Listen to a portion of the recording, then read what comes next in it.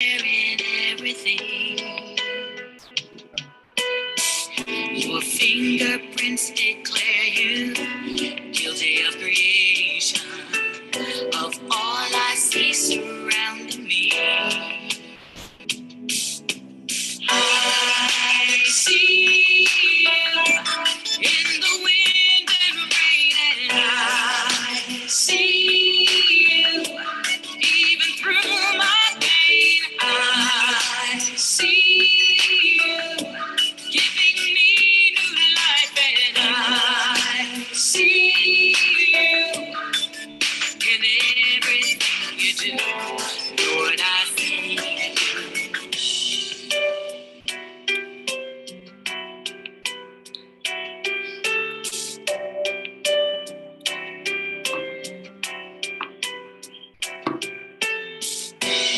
When my faith has lost sight, even then I see you, Lord.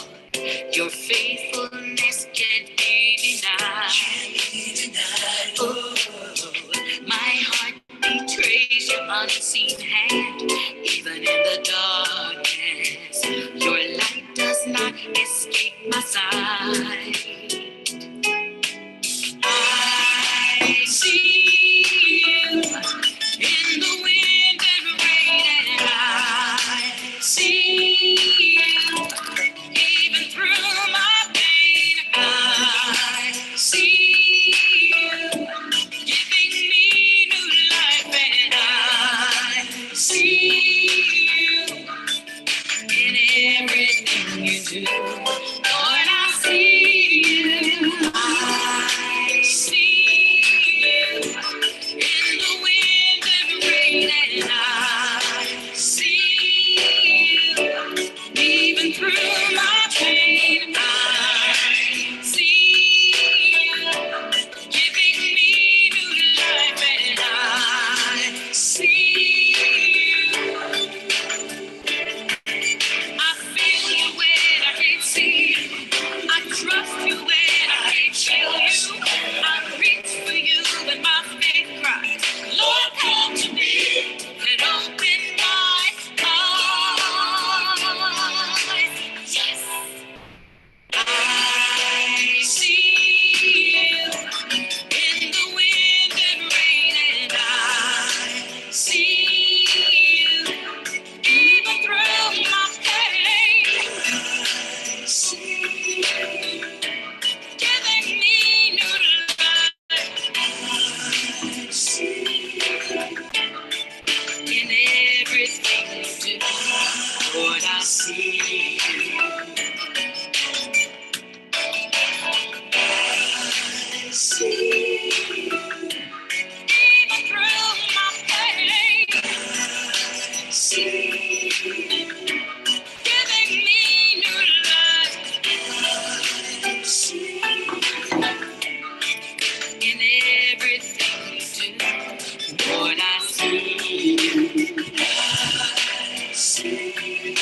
I see you, Lord. I see you, Lord. Even through my pain, in everything you do. Lord, I see you.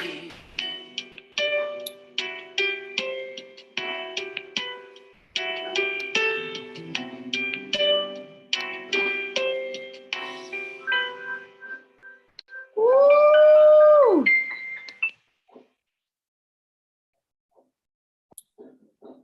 Beautiful, beautiful, beautiful music. Welcome, everyone. Welcome to the MMH Hangout, hosted by none other than Dr. Michelle McKinney-Hammond, who is actually celebrating her birthday today.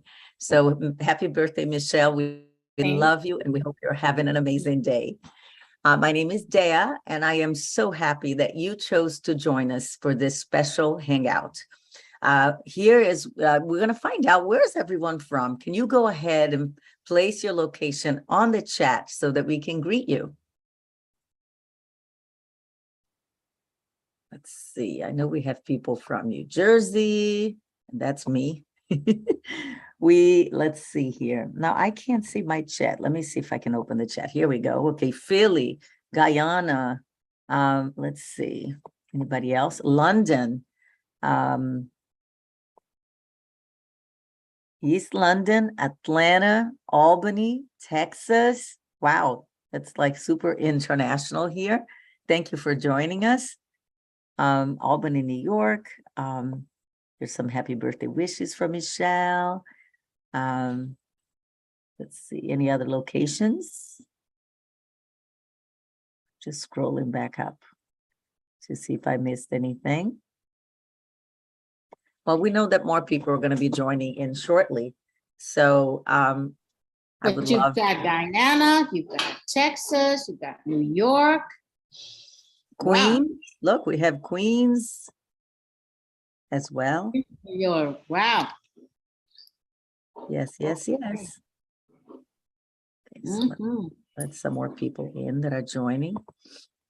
Okay, so let's get started. This is your safe place for connection, inspiration, and empowerment. I repeat, a safe place. Everyone here is a member of the same tribe. We honor and respect one another as we come together to learn together. Here's where we all get to create our own culture of love and harmony. And we ask everyone to respect one another in the spirit of God's love for us. And I would ask you to hold one another accountable for this.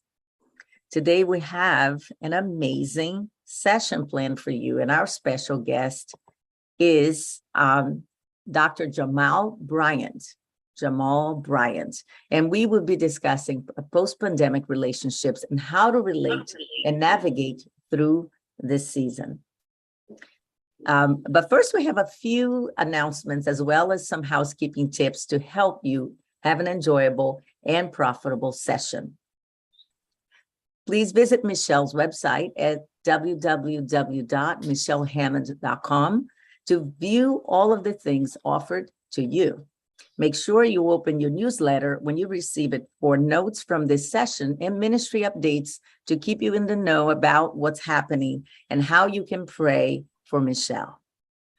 For those of you who have always wanted to write a book and been overwhelmed by the thought, Michelle will be conducting the Right to Be Heard Masterclass for 6 to 10 weeks, depending on the level you choose. She is going to help you birth that book you've been carrying. So make sure you go to her website and sign up today. Also, MMH Collections, her fashion line is launching for fall of 2022. Unconstructed Part 2. I myself own a couple of pieces, and I promise you that when you put it on, you will feel like royalty. It's absolutely stunning, from the label, the tag, everything, every detail, the pockets, the wings, everything. You'll feel like an angel, queen, royalty. Make sure you log on to her store at mmhcollections.com to order your unique, one-of-a-kind piece. Don't hesitate, because when it's gone, it's gone. There are no duplicates. These are hand-dyed, hand-sewn African fabrics. They're free-flowing to make you look your royal best. If you are in Chicago, in the Chicago area,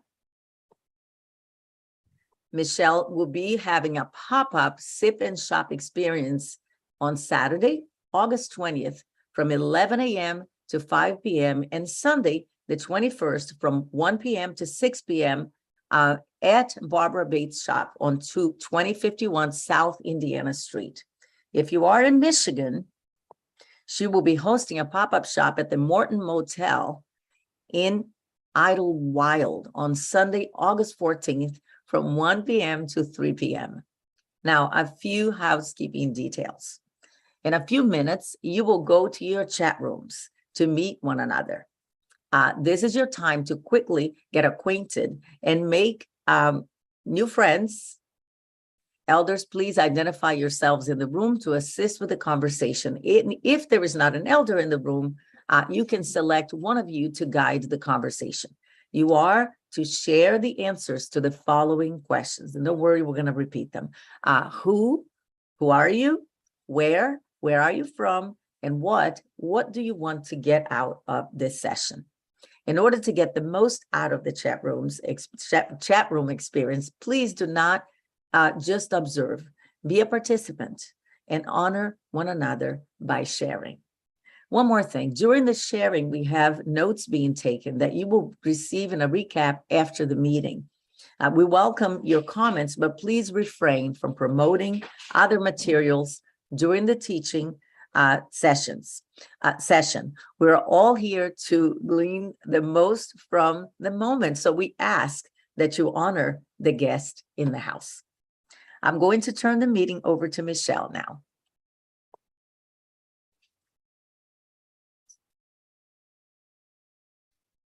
Hello, everyone. I am so happy that you chose to join us today. Hello to those in the Zoom room. Hello to those on Facebook, as well as on YouTube. We're going to have, I'm sure, a hot session today. My little brother, Jamal Bryant, is going to be on. We're going to be discussing post-pandemic relationships. And I know that we've all seen a shift in how relationships are done at this time in our world. So as Dea said, I welcome you. We always like to start with prayer. And then I'm going to release you to your room so that you can meet one another. And as she said, we are going to ask you, who are you? Where are you from? What are you looking to get out of this session today? I'd like you to ponder that for a minute. I'm going to give you some reflective music because, you know, you have to get yourself in the mood to hear from God. Today is my birthday, and all day I've just kind of had a listening ear as to God, what say you about my year moving forward? It's important to have that time where you shut everything else down and out. I know it's Saturday, a lot of hustle and bustle. I just came back from brunch. Tega took me out for a great brunch. You know, I'm 4 to 5 hours ahead of you. So I've been out to brunch celebrating my birthday, and now I'm back. And so even I am having to calm myself, refocus so that I can be present in the moment and hear what God wants to speak into my heart and into my soul today. And you should do likewise. So I'm going to put on a little music. I'm going to ask someone to pray. I think I'm going to pick on Minister Angela Carter today. If she would open us in prayer. And then I'm going to play a little music so that you can journal. I always encourage everyone to have a journal or a piece of paper. There's something ready so that you can literally write a prayer to God and say, God, this is where I am today. This is what I need to get out of this session. Okay. And then I'll release you to have a few minutes. I think you'll have 7 minutes in your room. Or Tega, how many minutes do they have? Is it 5 or 7? To introduce 7 minutes to introduce yourself and share your expectations. Okay, Minister Angela, can you pray for us, please? Yes. Thank you, Father. Lord, we come to you this day and we say thank you, Father. We thank you for this fellowship. We thank you that we are all part of the body of Christ, that Jesus is the vine, and we are all the branches, and we are all connected from all over the world, but with one common thing, and that is that we love God. I thank you, Lord, for the visionary. I pray, Lord, we thank you that it's her birthday, and I pray, Lord, that you will increase her faith, God, that you will give her vision, that you will restore her. I pray that she will not become weary and well doing, but in due season. And this is her season, and we thank you for that. And we thank you that how we are being blessed by it. We pray, Lord, for our speaker today, that you will give him the words that we need to hear and that it will fall on good ground. In Jesus' name we pray. Amen. Amen. So reflect for a few minutes before you go to your room. I'll give you about 2 minutes to just reflect on God. Here I am.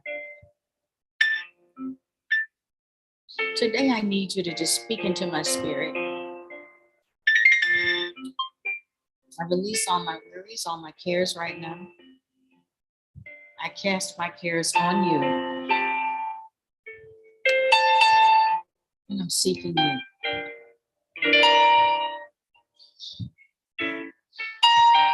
Seeking your faith for answers to those missing pieces in my life. You've been faithful and I am grateful. Hallelujah.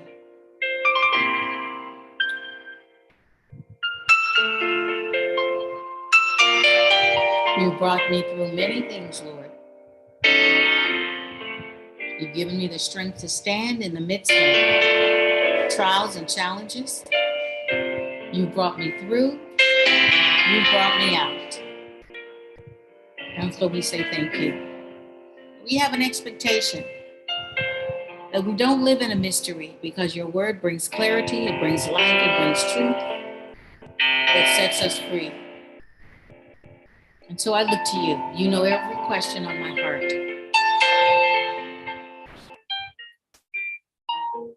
Holy Spirit, you're welcome.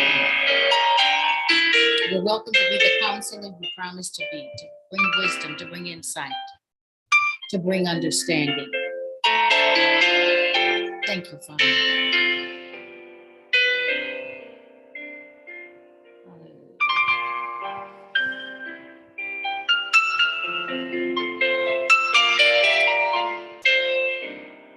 Take a moment to just breathe in, breathe out, center yourself on the Spirit of God. Let everything else fall away.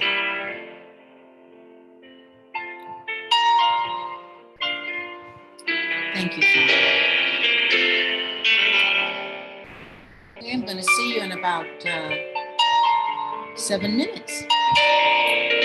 Please be interactive in your room. Even if you don't turn your camera on, please talk and share, okay? This is your time to connect, and you'll be amazed at who the Holy Spirit has chosen to be in your room. So make sure that you share, okay? See you back here in a few minutes.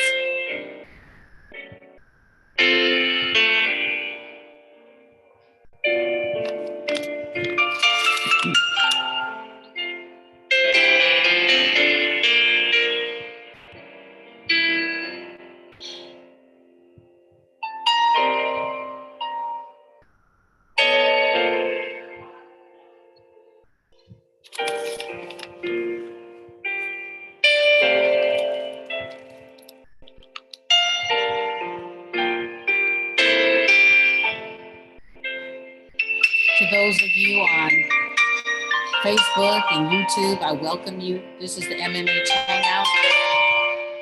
We meet the first Saturday of every month. You can either be in the Zoom room with us, or you can join us on Facebook and YouTube as you're doing right now. If you were in the Zoom room, you would know that right now you're going into a breakout room so that you can network, you can meet someone new, because in this space, people log on from all over the world. We've got people here from Guyana, we've got people here from England, the United States, you name it, they're here. And also from all over the world. So that's the privilege of being in the Zoom room, is that you get to meet and connect with like minds, make new friends, share from your heart, as well as partake of the speaking. So today we are going to be talking about relationships, pandemic relationships, and how they've shifted since the pandemic, how we can navigate now in this time, in this season, how we can have discernment. It is a big issue right now. If you're on Facebook or YouTube, I'd like you to put in the chat what differences you've noticed. How has it affected you? Some people got divorces during COVID because they were in the house stuck together and found out they didn't like each other very much. Some people fell in love. They met people online and started new relationships, okay? So there were some pluses and minuses, but I believe that even if you weren't in a romantic relationship, even how you did relationships with others on a platonic level or familial level is different. Isolation did something to all of us. I don't know about you, but I find that I'm more of a homebody since COVID. I found out that I liked being in my house. How about you? That's what I found out. It's kind of hard for me to crawl out of my house now. I got really comfortable here. I made my space what I wanted it to be. I surrounded myself with the things I wanted to be surrounded with. And I'm telling you, we learned to be remote. That's what we did. We learned to be remote. We learned to text more and talk less. And some of those things are good, but some of them are bad. And so we want to explore the whole depth of that, how it's affected our mindset, even in attitudes towards work. It's so interesting that a lot of my friends now are being asked to come back to the office and they are upset. They got used to working at home. They loved it. They don't want to go back to work now. But there's all types of research being done about how that affects the quality of life and how it affects businesses. Some businesses are happy. I think Google has said their people don't ever have to come back to into the office. But there are other businesses that want you to come in at least several times a week.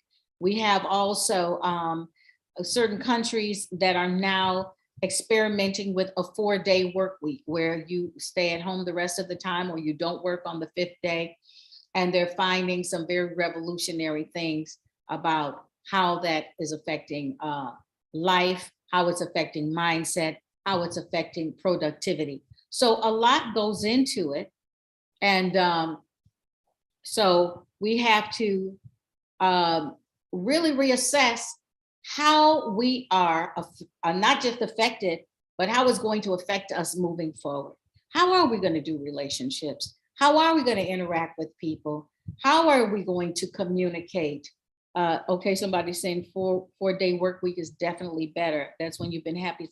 Yes, so literally relationships have shifted. Workplace, family life, friendships, romantic life, it has affected us across the board. And so we have to really kind of reassess how to move forward. I have to shake myself sometimes and say, wait a minute, I need to be more social. I need to come out of my cocoon and embrace people again, be willing to go out, be willing to be social. I don't know where you are in the midst of that. Okay, somebody says they've always been a homebody and been blessed to continue to work from home. Yeah, see? So, but we were made to be relational people. And so when we think about that in the context of how we've been affected by COVID, by being in isolation, embracing a different mindset about being in the house, not being as out there as we used to be, what does that look like for you? How is it affecting you? We do need to be social to a certain degree. We were made for fellowship. The Bible tells us, oh, churches, how did I leave churches out? People are slowly returning to church, but we're at half attendance, a lot of people are saying. So there's a whole group of people now doing church online, not coming to church. And I'm not saying religiously that you should go to church. I'm saying socially and mentally you should go to church. The word of God tells us not to forsake the assembling of ourselves together. Why? Because when you go to church, you meet other people and know that you're not alone in this faith walk, that you're not alone in working through the challenges that you're working through. You are not alone in trying to serve God. So there you have it. These are some of the reasons for why we assemble together. It's about strength in numbers. It's about community uplifting, supporting, and provoking one another to good works. These are the reasons that we go to church. So relationships have shifted from church, from work, from romance to finance, you name it, we've been affected. So what does that look like? And how do we navigate through it? That's what we're dealing with and focusing on today. People are still coming in, and I know many more are joining us online. And we are back. How was your room today? Can you put in the chat? Did you meet anybody new? What was the conversation like in there? Let me see in the chat if you had a good time. Someone says they're learning how to be sociable again, that it's okay to go out. It's taken a while to start going back to church. Had to be intentional. Yes. Had to overcome the new norm of everything. How was your room? Awesome, Jana. Let me hear how your room was awesome. You were the only one in your room? Oh, no, you should have sent us a note. We would have put you in another room. Okay, thank you. Thank you for the birthday wishes. Glad that you've joined us today. Okay. How else was the room? The room, yes. Awesome, love being there. Hope you made friends. Great sharing with Sarah. Great, and you know, you can connect with one another and exchange information in your room. That's the beauty of it. I want you to be able to make new friends because we're talking about relationships today, right? All right. So just a few things I want to push your buttons on before our guest speaker comes up. And before I get started, this is actually in line with where we're going. One of my elders, one of the MMH elders, Mary Dittman, is doing a masterclass that I highly recommend. It's the Fall in Love with Your Life program. It's a 12-week program that's designed to help women fall in love with their lives so they can be truly happy regardless of their relational status. She's a teacher and a speaker, and she is amazing. Okay, you are not going to regret taking this class with her. I'm going to put a link in the chat, and you can get more information about the class and sign up if you like. This is a special link. So you will get a discount, and you'll even get a free book from me if you decide to take Mary's class and use that link, okay? So that's what I wanted to say before I started. But what I want to say to you today is, if I can say anything about the season we're in, I'd have to quote the words of Maya Angelou: when people show you who they are, believe them. If COVID did anything, it pulled the covers off of people and revealed who they truly were. People were stuck together and all their pretenses were off, okay? I had a friend tell me she discovered during COVID that she really liked her husband. But for many, the opposite was true. Statistics revealed higher instances of physical and sexual abuse, and many relationships were shattered within close confines. Almost a year of isolation created a lot of hermits and forced many to find new ways to date and relate remotely. All in all, it was an enlightening time and frightening time for many in and out of relationships. While some discovered the beauty of being alone, others found themselves at a loss. The bottom line is, this squeezes, at times like this, squeeze out of us what's in us. And we have to be willing to see, accept the truth in order to be free, regardless of our relationship status. You know, I saw on Instagram the other day that this guy was out on a date with this young lady.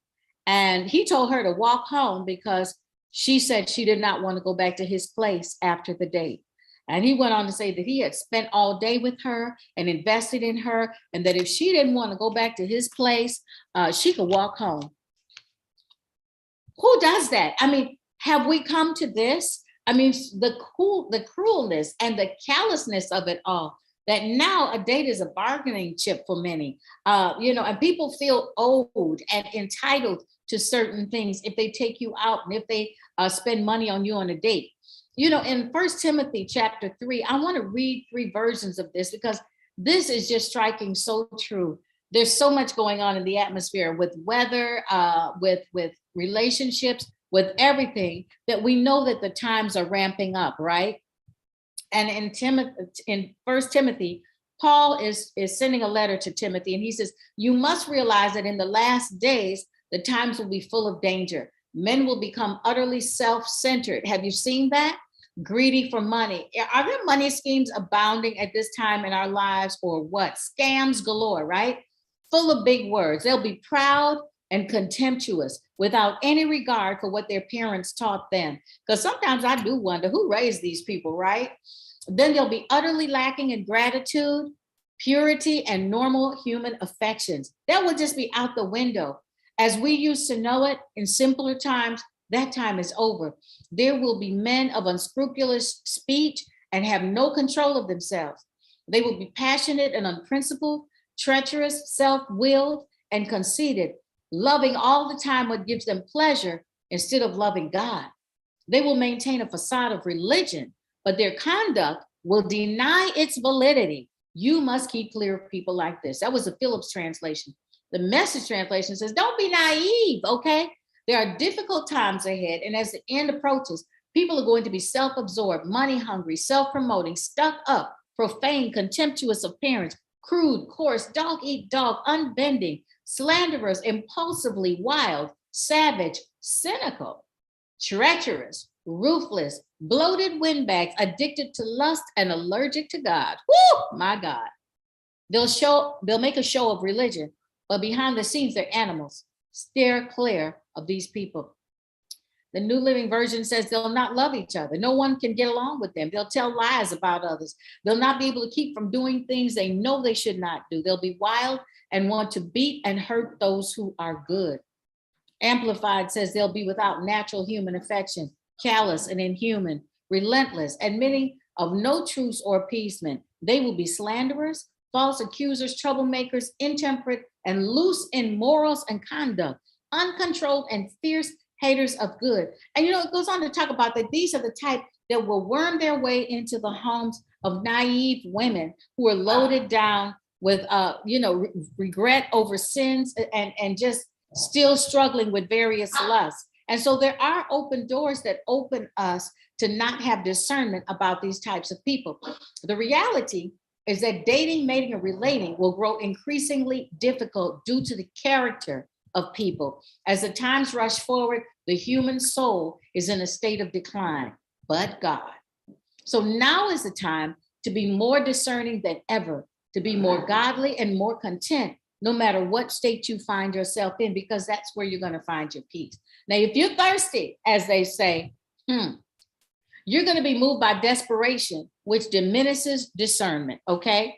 If you're hungry, you're going to end up settling for Mr. They Will Do or Miss Good Enough rather than God's best for you. The Bible says to the hungry soul, every bitter thing seems sweet. You got to know what you're dealing with. And the spirit of the age will, these things will help you to navigate, not take things personally, and see things for what they are and adjust your approach. You know, a lot of times when things are happening, we're taking them personally, and we shouldn't be, because the person you're dealing with is dealing from the mindset that they have, from their experiences, from their past traumas, from their capacity, okay? I was sharing with someone earlier today, if you're a person that has a gallon capacity for love, and you're dealing with someone who only has a pint capacity, you can't expect that person to give you more than a pint, okay? You can't get upset when they can't give you more, because that's all they have the capacity for. So we have to understand who we are, what our needs are, what we want, what we're capable of giving ourselves, and then look at the person we're dealing with and see, do they have that same capacity? Do they have the same mindset? Do they have the same values? Are they going in the same direction as you? Do they have what you need to make it for the long haul in your relationship? These are things that we've got to settle within ourselves so that we don't take rejection personally. Sometimes it's not about you. It's all about the other person. See things for what they are. Adjust your approach and your attitude to master your heart and exercise emotional intelligence. I just wanted to push your buttons and think about that, because I know Jamal's going to have a whole lot more. But I want you to think about these 3 things as we let you back into your rooms to think about it for about 7 minutes. What did the pandemic reveal about your heart condition? I want you to think about, what did it do? What did it reveal about your heart condition? Let me see, I'm trying to paste this into the chat. How has your approach to relationships changed? Do you find that you're different? Okay. Here we go. I put it in there 3 times. I couldn't see it. And last but not least, what is your present reality? What would you like to change? How are you going to change it? Okay. Think about that for a moment. Once again, what did the pandemic reveal about you?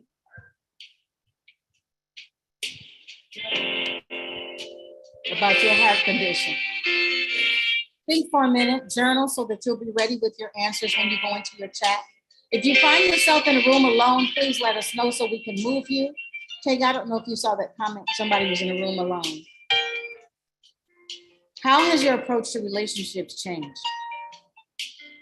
And what is your present reality? What would you like to change? How are you gonna go about that?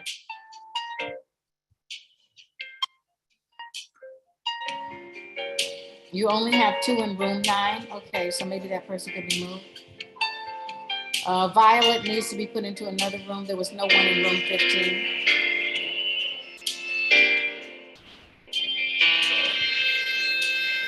What did the pandemic reveal about your heart condition? I found out I like being alone. People see me as an extrovert, but I found a whole introverted side to myself. I can entertain myself by myself very well. You know, there were people I found to listen to online, and just, I found out that I enjoyed quiet. I mean, complete silence. I did not realize how noisy my world had been before. And I rediscovered the power and the beauty of silence. How has your approach to relationships changed? I tried to keep in touch with people, and I hope you did too.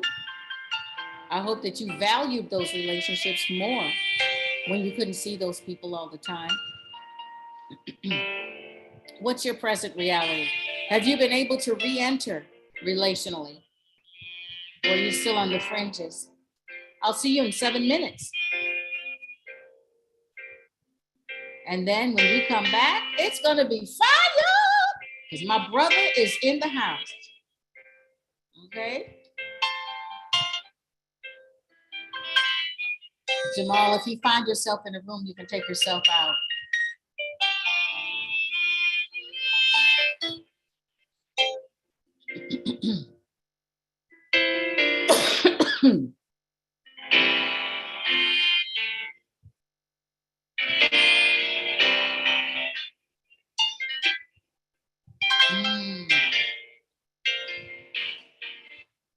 Yes.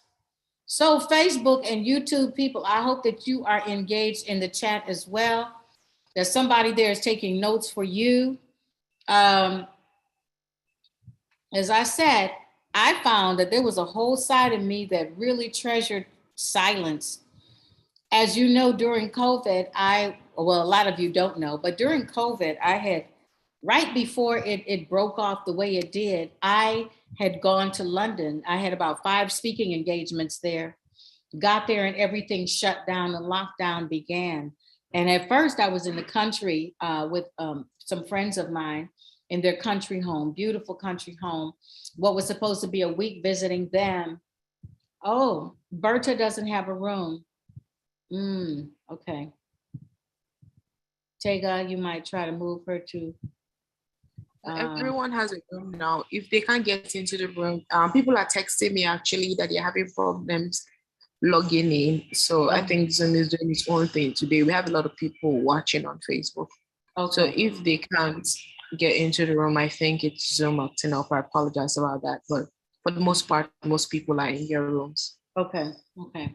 All right. So as I was saying, what was supposed to be a week visit with my friends ended up being 5 months in their home.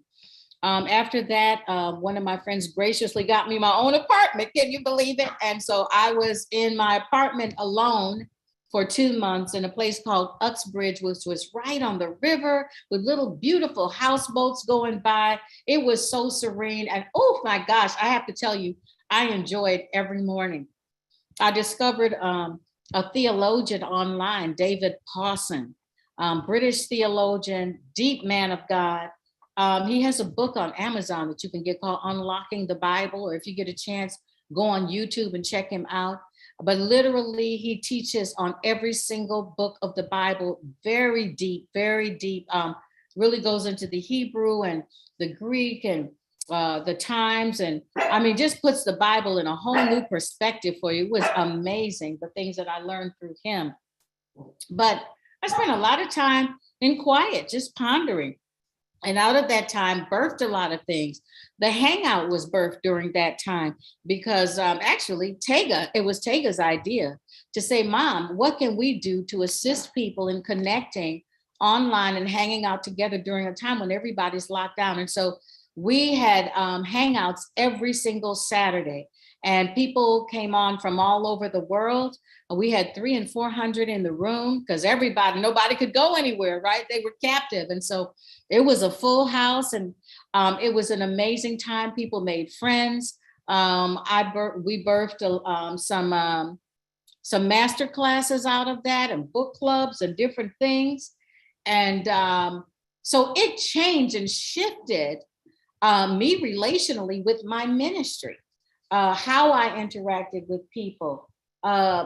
It just opened up a different world, a different vista, a different way of doing what we were doing. So I wanted to just share on that. And when I called Jamal and said, Jamal, can you come on for my birthday? And I said, what's on your heart? He quickly said, post-pandemic relationships. So I'm sure that as a minister, he has an entirely different view from where he stands of what's going on relationally, not just in his congregation, but as you know, Jamal just does a lot of things. He's very philanthropic. He's on the forefront of a lot of things that are going on, like the Breonna Taylor case and everything. He was one of the people supporting the family. And so he's getting to see a broader view even than me of what's going on in interaction, communication, and relationships with others. And so I was really happy when he brought that up because it's something I've been thinking about a lot. How are people getting along now? I've made it really a priority as I travel back and forth between Ghana and the States to be there for loved ones. I've had several friends who have had different crises in their lives, and I've gotten on the plane and gone to see them, okay? Because one thing that I learned during COVID was the presence of people is extremely important. We've gotten into this texting back and forth world, but if you're really committed to the relationship, there's nothing that can ever replace your presence.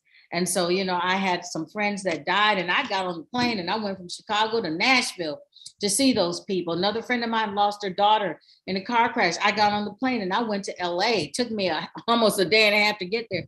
But just knowing the power of presence, the power of showing up in your relationships, is critical and important. So I can't wait to hear from Jamal. We've got like 1 minute left. People are coming back in. Those of you that are on YouTube and Facebook, I'm sorry if you weren't able to get into the room today, but you're watching from where you are. And I'll just tell you, when you get your newsletter, make sure you open it. I always put the notes from our session in there so that you get a recap. And you can mull even more on the information given because it's always good, it's always profound, it's always deep, it's always life-changing. So on that note, I think people are coming back in. We're down to half a minute, and then we will get started with Jamal. I promised him we would be on time because he's a busy man. Now I know he's preparing for Sunday, so I didn't want to keep him on long. But I am grateful that he said yes.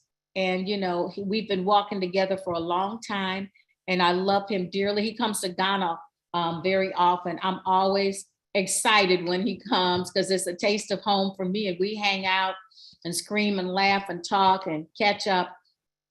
And in the middle of all that he does, he always has time for his little sister, Michelle. So I am grateful for that. And I think everybody's back in now. Oh, some people, they're having problems with internet connections today. Here we are. Some people are coming back into the room now. And we have many more on Facebook and YouTube. So I'm grateful for all that. How was your room? How was the conversation? Let me see in the chat how your conversation went. Any enlightenment there? Anything that you learned about yourself or about someone else? Let me see in the chat some responses about how your room went. How did your room go? people writing? Am I getting any responses? We've got a lot of, I think my thing is, it was good. Yes. Okay, great. Yeah, the power of being intentional in relationships and ensuring mutually beneficial ones. Yes, yes, yes. Okay, great. I'm glad. You know, it's all about sharing and just getting to that place where you know that you're not alone. It's so important for you to know that you're not alone. The enemy works in isolation, and I think that that's why he really wanted to take advantage of COVID and get people to turn into hermits. But we were created to be social. We were created to be interactive. We were created to be interdependent and all dependent on God. And so it's very, very important for us not to cast off relationships and to remain relational. Well, I'm going to turn this over to my dear, dear, dear brother, Jamal Bryant. A lot of you know him. He's on the forefront of a lot of community issues. He's always championing the underfranchised, those in need. His church is just, I mean, New Birth in Atlanta is off the charts. They're always feeding people, giving people shoes for school. I mean, you name it. I think he's got a program every week. I'm like, Jamal, how do you come up with all this stuff? And do you ever sleep, bro? Because he's always thinking about how to bless people. And that's what blesses me about Jamal. And then, you know, he's quite the orator. He was also on a show with who else? I forgot who else was on that show, but they did a whole, he's been on TV, he's been everywhere, you know. But to me, he's just my little brother, Jamal. Jamal, welcome, and I'm so happy to have you with us today.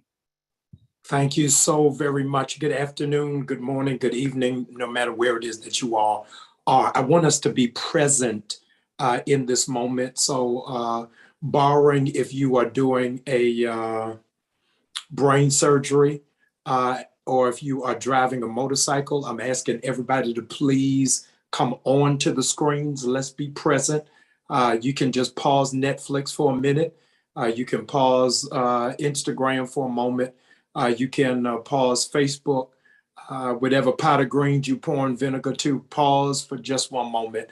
It is my dear sister and your coach's birthday on today. And so we're getting ready to be the world's largest mind ministry because you all are all muted. And so let's give the biggest mime wave of happy birthday to Dr. Michelle. Everybody, come on, let's just salute her, celebrate her. Let's just thank God for her life. Let's just cheer the fact that she's breathing, that God has given her her right mind.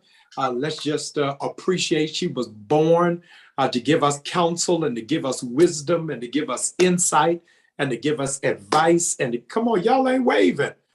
Wave, wave, wave, wave. We're just excited. What a mark of selflessness that on her birthday, she wanted to give us the gift of her and the gift of her mind and the gift of her thoughts and the gift of her process. And so let me say a couple of things before I go into my remarks out loud. I feel like I'm in a disadvantage as the only male I can see in this room. And so I know some of my opinions may not be popular, you will not all agree with, and that is why you are muted. But otherwise, you're just going to have to go along with whatever you disagree with. Just put it in the thread, and we're going to deal with it in Q&A. I want to say just a couple of scattered remarks before I get to the nexus of the heart of my thought process. And I'm grateful, Dr. Michelle, that this is multi-generational in its scope of those of you who are participating. So I'm seeing baby boomers. I'm seeing Gen Xers. I see one or two millennials. My church is broken up into two demographics, New Birth in Atlanta. I got Motown and Def Jam. Everybody who is over 55 is in the Motown section of my church. Everybody under 55 is in Def Jam. It's a whole lot of y'all who are with Smokey Robinson and the Miracles. I'm over here with Belle Biv DeVoe. So somewhere between that, we're going to pull ourselves together. A couple of things that I want to say to you, and the name of our discussion today is COVID versus monkeypox is going to be the name of our discussion today, COVID versus monkeypox. And before it is that I give the vaccination for both, just a couple of things that I want to say to you. My grandmother, who has gone on to be with the Lord, has a word that is now in the Smithsonian that this generation does not know how to pronounce. That word is courtship, is that you are dating towards an end and dating towards a purpose.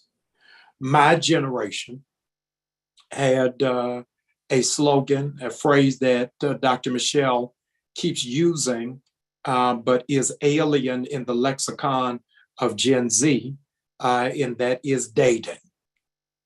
This generation, my daughter is 24, so I'm in full-blown midlife crisis, is using between two terminologies that have no scriptural basis or reference, and that is we are talking or we just kicking it. So I don't have no Abraham Sarah story. I ain't got no Mary and Joseph that can back this up. The problem, and I'm going through the scale and then going backwards, is that this generation, Gen Z, millennials, uses the term me and the young man, you and the young lady are talking. Here's the catch, Elder Millie, when they actually are not. They're not talking. They're texting. We have lost the art of conversation, that we don't know what to talk about. Here's the drum roll, that is not on our resume. We have confused what we do with who we are. So when people lose their job, they have lost their identity. That's part one. Thank you, Minister Angela. You're the only one giving me a high five in the spirit. The other one is that we don't even know how to talk because you're seeing people out on dates. I'm not a dating coach like Dr. Michelle, is people don't even know how to date because you are at the table and you're on the phone the whole time, scrolling through Instagram, texting somebody else, Jana, or taking pictures of the food, but never doing any conversation with that person. Then we have not pulled together a support mechanism. Here it is, Margaret, until there's a crisis. So you ain't telling your girlfriends nothing until they go wrong. So they don't have none of the lead up. They don't have any to build. Your friends are just coming up with the yellow tape for the crime scene, saying don't talk to them again. But law and order teaches us wherever there's a crime, in order for you to solve the crime, we got to figure out what was the motive. What was the motive? So Dr. Michelle shared with you all moments ago about a relationship that went awry, went sour, because the chemistry wasn't there. You don't have anything in common. But what went viral this week is, Dr. Michelle, is a date that was abruptly ended because the woman flew into town to see the guy she met on social media, and he took her back to the airport, canceled her ticket, not because there was bad chemistry, but because she wouldn't sleep with him. The goal was never relationship. The goal was never relationship. The goal was consummation. Consummation without covenant. I don't even need to go into the spiritual tiers of what that means, just in practical sociological apparatus, that people went home, people cloistered themselves in, Don. People found themselves isolated or they set up sanctuary in their house. But Elder Miller, this can mess you up. While we were on lockdown, STDs went up by 30%. Did y'all hear what I just said? While we were on lockdown, we weren't even supposed to be out. While we supposed to be locked in with no vaccination, STDs went up by 30%, while divorce rate went up by 50%. Y'all ain't saying nothing. Minister Angela, you're supposed to be my co-pastor right through here. Stay with me now. I got you in the gold chair sitting right next to me with a corsage on. Stay right with me, co-pastor Angela. Is that where are we in this place? And so I want to give you just a couple of notes on building a team from a male's perspective. I want you to write down these notes from a male perspective of building a team in this quote relationship. And then we're going to do a cross analysis between COVID and monkeypox dating. COVID dating and monkeypox dating. Dr. Michelle said we're talking about post-pandemic, but I didn't tell her which pandemic we was talking about. We're dealing with two. We're dealing with monkeypox and we're dealing with COVID.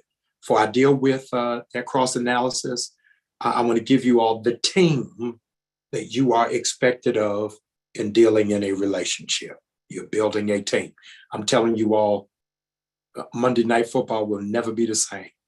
Whoever your husband is, your boyfriend is, your stock is getting ready to go up because I'm getting ready to give you the 5 positions you are getting ready to play in the team in your relationships. Number one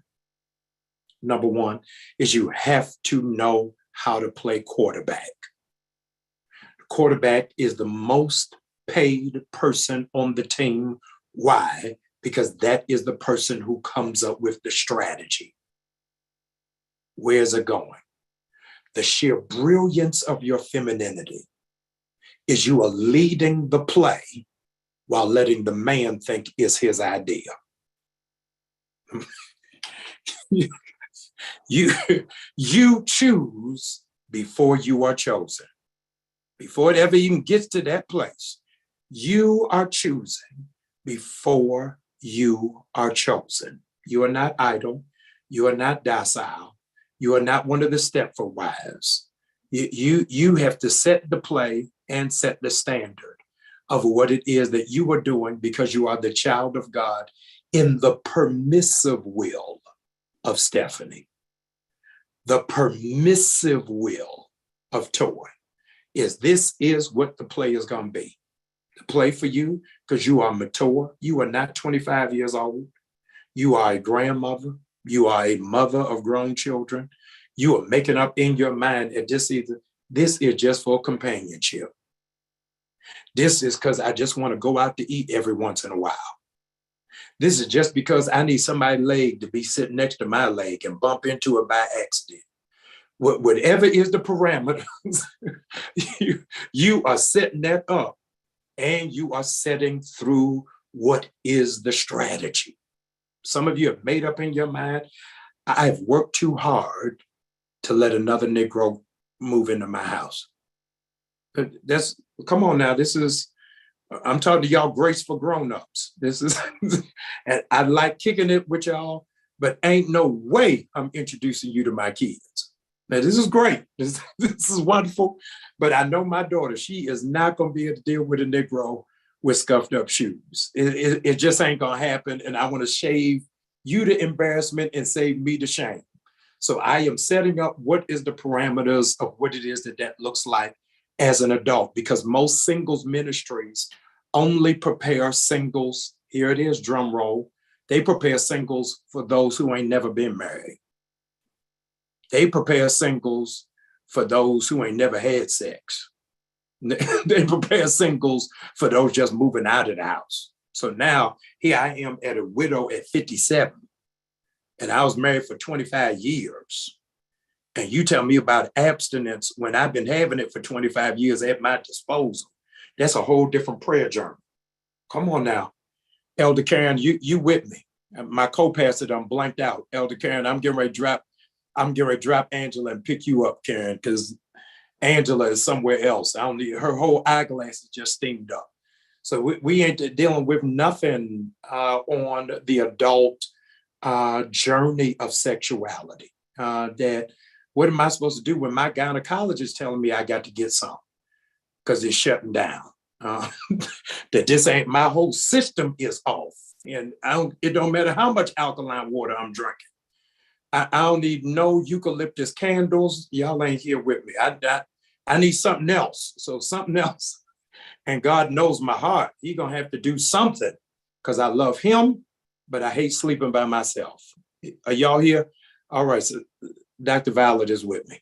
All right, so setting up what is your own parameters, you are the quarterback. Number 2, here it is, you are the cheerleader. You are the cheerleader.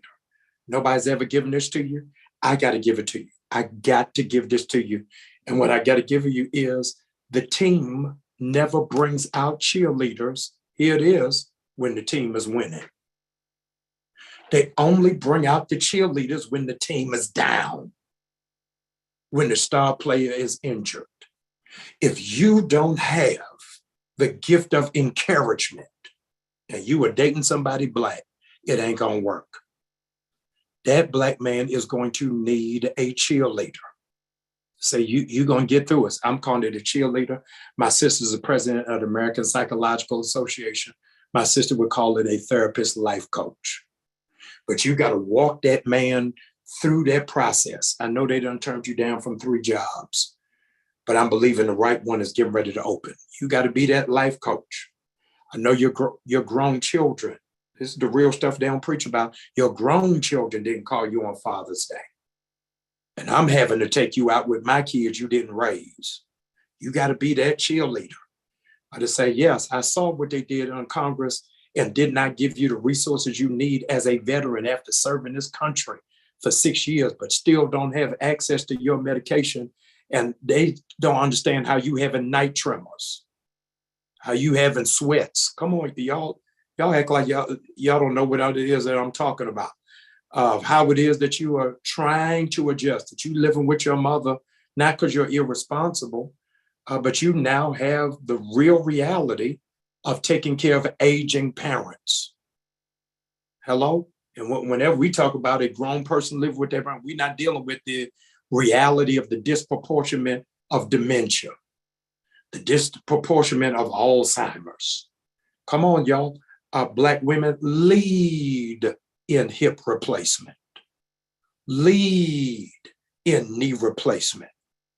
I've yet, Dr. Michelle, to find a ministry who has done one altar call for Black women that are dealing with fibroids. I ain't been in the church, but we done had one prayer deliverance service for those who dealing with lupus. So we all right with cancer and heart attack and strokes and hypertension. But when I deal with the stuff that's going on with me, how do I deal with it? Where is the altar call for those, here it is, who can't have kids? Why do I have to feel bad if I've elected not to have them? Not because it's a physical challenge, but for where it is that I am, I just don't want to do it. Where can I have the space? I love my kids, but I hate being a mother. Y'all don't like having them conversations. So being the cheerleader, David encouraged himself, and God had to have him maximize that so that he would have the gift to encourage a nation. Do you know how to be a cheerleader?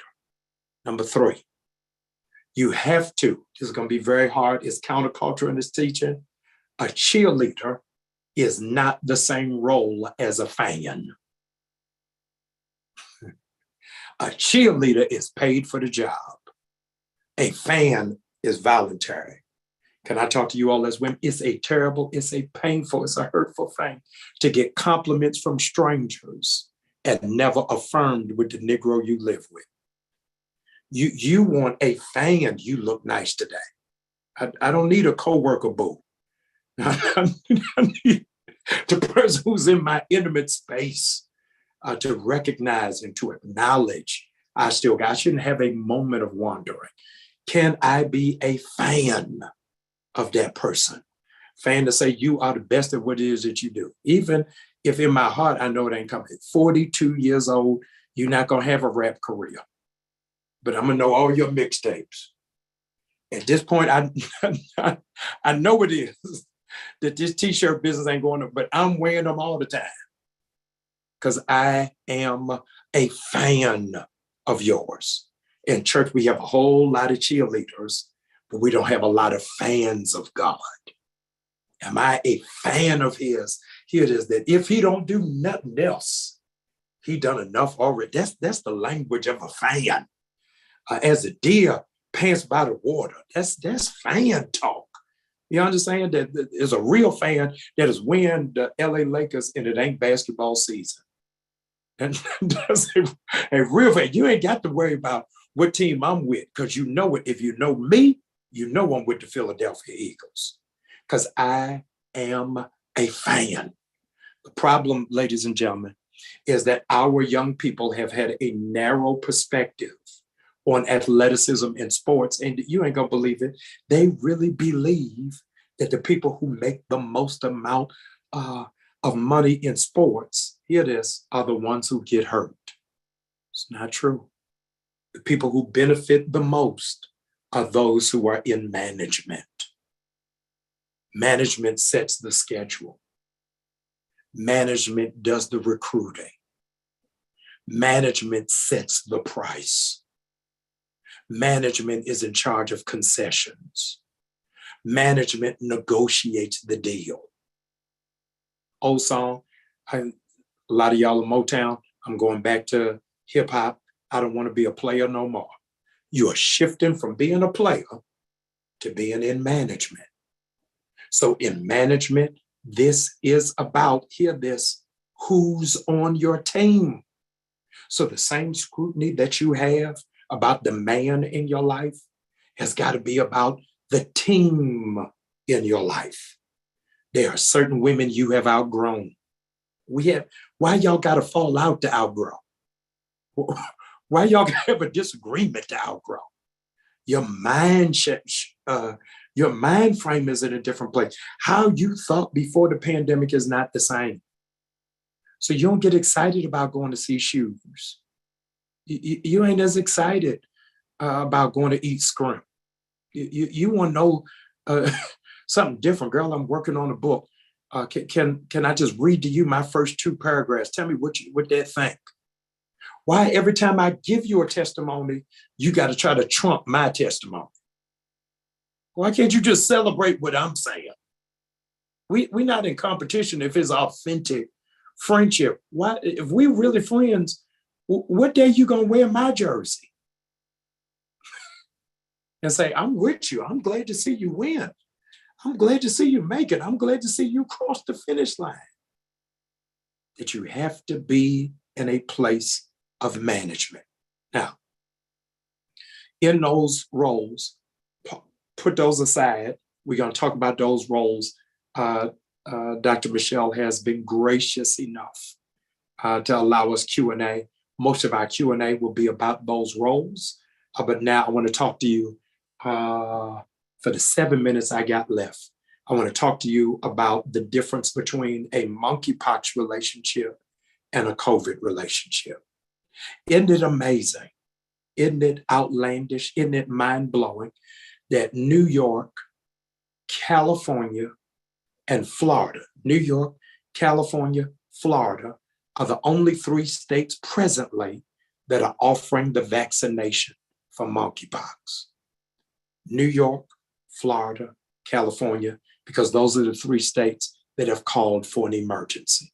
Now, this is what's going to blow your mind. New York, Florida, California, the 3 states that are offering the vaccine, the overwhelming majority of those who are in line this morning to get the vaccine, New York, Florida, California, y'all ain't gonna believe it, are Black people. Now, a year ago, when it is that we were offering the vaccine for COVID-19, everybody was online quoting Farrakhan, we quoting rappers, we quoting all the people with no medicinal experience as to why it is we weren't taking the vaccine. You taking Zyrtex, you taking Claritin, you taking all kinds of stuff you can't even pronounce. You don't even know what's in it, and you taking it. But the vaccine, I ain't doing that. Not my body. Not, I ain't doing that. These are people with lip injections. These are people with butt lifters. Talking about they not taking injections. And the question that nobody is raising is, why is our community more poised for the monkeypox vaccination that has had less research, less data, less case studies, when it is that COVID-19 in America alone wiped out 1 million people? And a third of you who are on this line, please don't raise your hand. A third of you who are on this Zoom today are not vaccinated. 1/3 of you all who are on here right now are not vaccinated. Do not raise your hand, because you're going to raise my hypertension. Don't raise your hand. Just blink at me twice. The issue is COVID-19, different than monkeypox. Michelle, I'm giving this to you for free. Is COVID-19, I need you all to hear me, required faith. Monkeypox required sight. Preach, Jamal. I'm doing the best I can. COVID-19 required faith. Monkeypox requires sight. Jamal, I need you to unpack that. We had no testimony services about COVID-19 because COVID-19 came with no visual appendages. So you didn't know if you had it. You didn't know if it left. You didn't know if it was delivered from you. Here it is. Monkeypox, as soon as you got it, there are boils. There are lesions. So people were inspection on sight, but did not want to take a walk on faith. Pastor, I'm lost. You ain't got no medical degree. Tell me what it is that you're saying. Many of you approached dating like monkeypox. You took people by what you saw, by what they drove, by what they did for a living, by where they lived, but it was the substance of things hoped for. COVID-19 dating was only based off of a feeling. It was no prayer. I feel like we are attracted. I feel like we're going to be good together. We look right in pictures. So we went on a feeling. COVID-19 taught us two things that we have to take into your dating and into your relationships. Pastor, what is that? COVID-19, number one, told you to watch your mouth. That the number one way it's transmitted was orally. Maya Angelou, Dr. Michelle already quoted, when people tell you who they are, show you who they are, believe them. Here's the addendum: the first time. To know where it is that people are, watch their mouths. And does their language match their lifestyle? Come on, Motown, y'all are there. Come on, let's go to Barry White. Oh, you keep on telling me this. You keep on telling me that. But when I'm with you, where's my co-parent? Angela, where are you? You are absolutely fine. You should have just stayed at the house today. You shouldn't even came to church. Is that there's got to be some point where we're able to say, do the actions speak as loud as their words? Number two, Berta, you ain't going to believe this. Can you believe, Berta, that the pandemic had to teach adults how to wash their hands? Y'all just missed that. The pandemic taught adults how to wash their hands. So can you imagine on CNN, on MSNBC, on Fox, they were telling you how long to keep your hands under the water? with soap on. They say, sing happy birthday. By the time you say happy birthday, then all of the germs should be washed off of your hands. Adults were learning how to wash their hands. In order for you to go into healthy relationships, have you washed your hands? Here's the drum roll. Dawn ain't gonna believe it. Have you washed your hands of the last person you were with? Or are you bringing the bacteria of their existence into a new chapter? The greatest miracle that happens in Exodus is greatly and grossly misunderstood. We think that the greatest miracle that happens in Exodus is the Lord parting the Red Sea and 1 million children of Israel walk through it. That is not, Sandra, the miracle. The miracle is not that they walked through the Red Sea. The miracle is that they walked through and the Bible says the ground was dry. Whoa! Did y'all hear what I just said? Water mixed with dirt makes mud. And the questions theologians have failed to answer is, why did God dry the ground before they walked through it? Wasn't parting the water enough? It was not enough, because if the ground was moist, they would have tracked the land from their oppression into the space of their liberality. He said, I don't even want the footprints from your past to come into the jurisdiction of your future. It is so critical before you touch somebody else that you wash your hands of it, that I am healed about what they tried to make me believe about myself. I am healed from having to be defensive. I am healed. 2 of y'all better give me a high five that I don't need to check nobody's phone no more. I am healed that I ain't got to worry about where you were coming from. I am healed from having to second guess what you tell me. I got to wash my hands from all of that before I can go and touch something else. Isn't it amazing that COVID-19 was transferred by breath? It was transferred by proximity. But monkeypox is transferred by actual touch.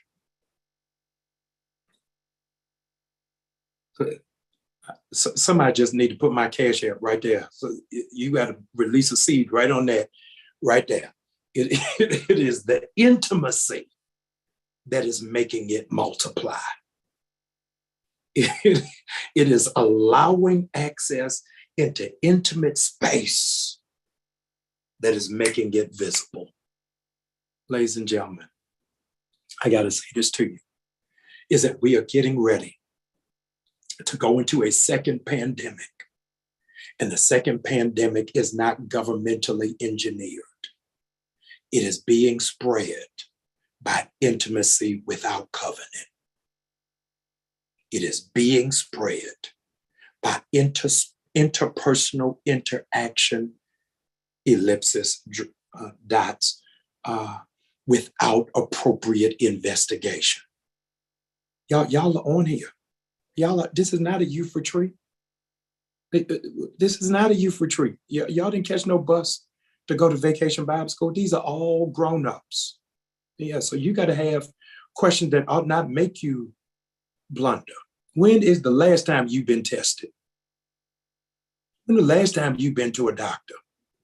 Y'all ain't saying nothing. I ain't even talking about sexual transmitted disease. You got to know in advance before you marry this Negro what's the state of his prostate.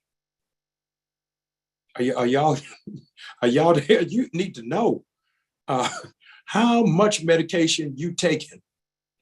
So I need to know if I'm signing up to be a nurse. That my job is I need to know if you just need a ride to the doctor every Thursday at 4. You don't really want nobody. You just want somebody who's going to remind you to take your meds and not put a lot of salt on the chicken. I need to know at the door where it is that you are. You got to ask real questions of real adults. Why in the world? Why in the world? I'm telling you, why in the world, as a homeowner, am I dating an apartment leaser. Y'all don't like this? Elder Dia, it's just me and you in the room. Because I got to figure out when that lease is up in 4 months. Where you plan on going? What's your end game? You have to understand, I got limited insurance. I don't let other people drive my car. It ain't got nothing to do with you. I don't want my kids asking. So I don't want you to think I'm a backup. I am not an emergency contact. I don't answer unknown numbers. Put somebody else on that.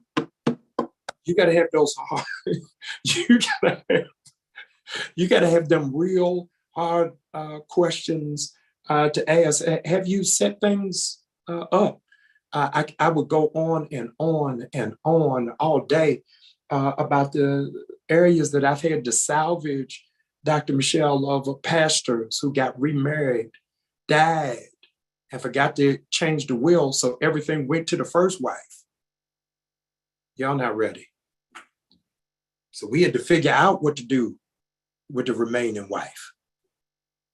Yeah, we got to figure out what happens when it is that I've had instances of pastor dying and everything went to the stepkids and the biological kids ain't getting nothing.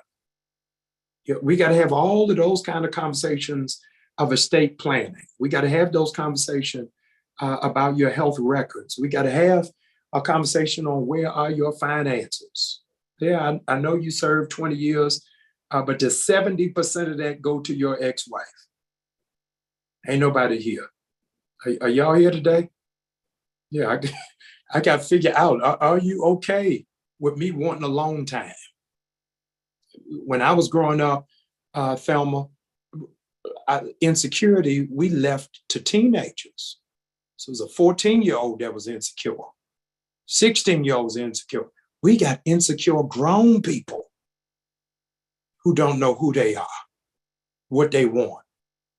And they are, I need y'all to hear this, Joy, they absolutely resent, this is gonna be so crazy, Karen, they resent what attracted you to them. It was your personality they were drawn to, and now they hate it. Why are you always talking to people? Why are you so friendly? How everybody know you? But that's what you saw. I didn't switch up on you.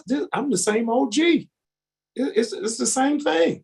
So you got to work through what are those things that are non-bargaining chips, what are non-starters, how it is that we move forward. I want to pause. Dr. Michelle, can we go into Q&A? Because you got my engines grinding. All right, let's, if we can go to Q&A. If you've got questions, you can put them directly in my box, direct them to me so that I don't miss them. And please, we can ask him. Jamal, you raised some stuff because I think that one of the big things is that a long time after you've been on a man fast and someone finally talks to you, you're afraid to ask those hard questions because you don't want to chase them off. I mean, you finally got somebody talking to you, and yes. People seem to be hypersensitive these days. That's another thing. Everything is, everything.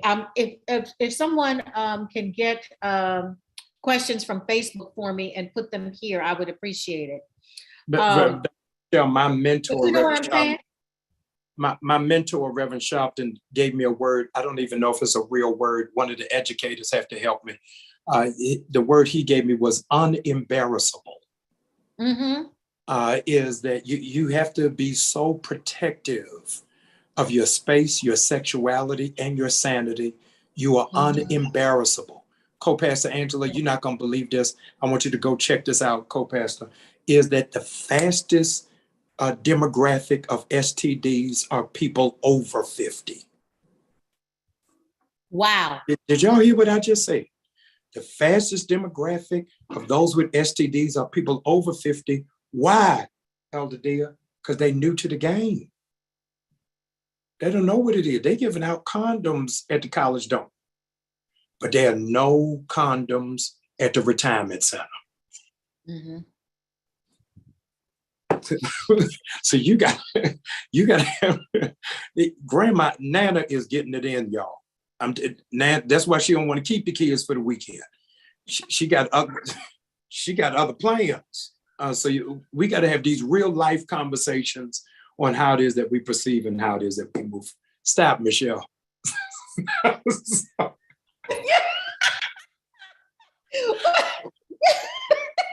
But it's true. This was data. Yeah. This is real data. You know, they talked about the high percentage of venereal diseases in old folks' homes, retirement centers. They are running free. I mean, we think that nothing's going on. Oh my gosh. Yeah. And nobody's asking questions. They just, let's get it on, okay?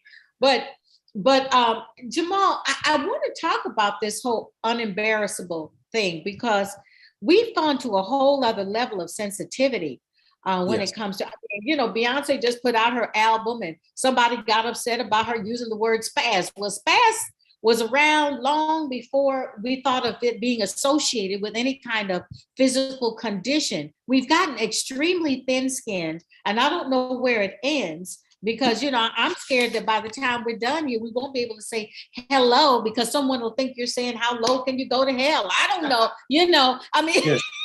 She has the album, Dr. Michelle. Beyonce's album has been out a week, and she has had to make 3 changes. She's had to make 3 changes. I went viral a month ago around Kevin Samuels, and I never said his name. Bishop Jakes is being torn to smithereens about women losing the ability to be feminine 6 weeks ago, and it's still in the blogosphere. And so what I am saying for you all is unembarrassable is we can do a whole nother thing on don't post your dating life. I do a whole nother thing. Don't post your dating life. But it is not a place of embarrassment when it's a one-on-one conversation with an adult. And if they are squeamish, skittish, or easily, John Bevere wrote this book a couple of years ago on the spirit of offense. You do not want to feel like you dating Rick James and you scared to talk. You with Ike and you don't know when he gonna have a breakdown.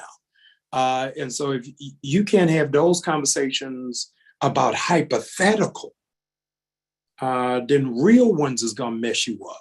You know, I mean, that y'all got to do a consensus on whether or not you're going to change the nail color. Yeah, I mean, I paused for a minute.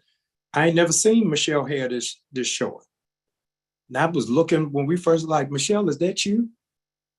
I said, oh, yeah, that's Michelle looking nice. But I ain't dating Michelle. She ain't got to ask me about whether she going to get twists.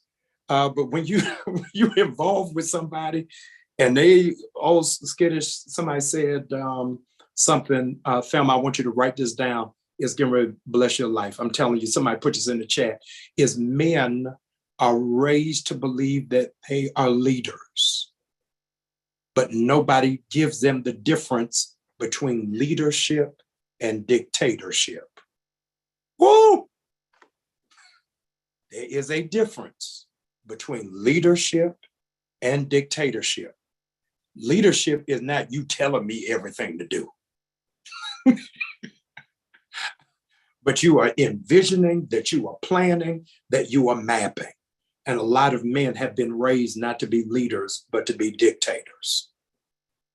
And so somebody who can lead can take questions, can take concerns, and can take disagreements, you know, because we fell out over something that shouldn't be the end of the whole relationship for adults. Because you want to go eat Thai food and I don't like spicy food, and okay, you know, I'm gonna get wonton Wu-Tang soup, and then next time you gotta go with me to Cal's rib joint, whatever. But we're gonna have to find out how how do we work through it? I mean, you all are starting whole denominations over disagreements, like you fighting over baptism. Y'all fighting over a movie. So let's figure out, in the words of Rodney King, can we all just get along and figure out how it is that we move forward? Michelle, don't mute on me. Stay with me now. Stay with me. But you know what, Jamal, I want to ask a question because I remember Jawan Kunjufu said many years ago that mothers raise their daughters and love their sons. Yes. And I think that sometimes we can be hard on men, but they've really not been taught. Or I always think that a lot of women don't prepare their sons for other women. The other part of the spectrum, Michelle, is women who turn their man into their son. Yes. So I got to talk about that. Yeah, I got to dress you. I got to remind you to get a haircut. I got to tell you to open the door. I got to keep telling you the faucet is leaking. That's a son. That ain't a man. And so that role is interchangeable on many levels. Mm-hmm. Mm-hmm. And so how do we do it? I mean, how do we, when someone isn't equipped and you know that they want to do better but don't know better, how do you do that without making them a son? Is balance somewhere in there. Yeah, no, it ain't no balance. Realize what is your tolerance. Realizing what is your time. Do I have the energy to coach a grown Negro? Yeah, I mean, I shouldn't have to tell you when you should have a towel. Yeah, you see me coming in with the bags. They don't need can we sit down and talk later?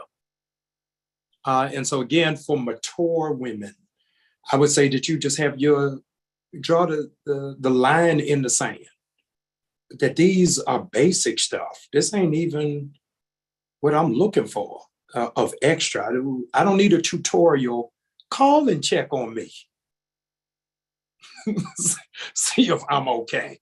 Yeah, I mean, that you know that I done gone through something. I shouldn't have to teach somebody grown basic congeniality skills. Yeah, that all of it is just, I got to spend all the energy talking you off the ledge and it never cross your mind to see how am I doing. Yes, I think, again, for mature people that you've got to have a different set of standards and substratums of your expectation.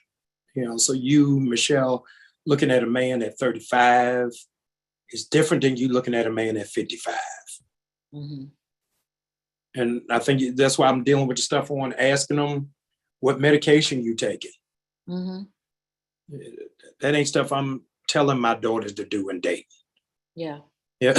Exactly. I'm looking at all of y'all are Aunt Nancy. So I'm looking at Aunt Nancy saying, Aunt Nancy, now listen, don't let him say he gonna rent out your basement. Till you get back on his feet. You an amputee. You ain't getting back on your feet if you need me to do it. Let me find you a wheelchair and a special parking ticket. But no, I don't take in the League of the Handicapped. But so Jamal, there's a whole argument about expectations versus standards. And, people are always told that they have the expectations and their standards are too high, that they need to dummy down. We're told that, there's just not that much out there. What is the reality? And once again, where is the balance in that? Someone's asking the question, is dating still relevant today? It is still relevant for people who are mature, but you have to understand, Michelle, whenever I go get Michelle, we're going to go get clothes made. We're going to the shop for jewelry. We're going to eat. Ghana, for those of you who have not been, you can go pick out the fabric. They're going to have it done in 3 days. But you're going to have to know that what fit, God, this is so good. What fits your mother is not your size. What fits your mother is not, you don't wear moo-moos. So let's go backwards. You ain't even got a house coat. Michelle, I don't even know if they sell slips no more. So you got you got to figure out what is contoured to the shape of your life, not the shape of your body, the shape of your life. So Michelle, hypothetically, is going to have a man different from Tori. You perhaps, I don't know you. Michelle's man got to have a passport. You can't date Michelle and not have a passport. Thank you. Yeah, you can't date Michelle and say you scared of flying.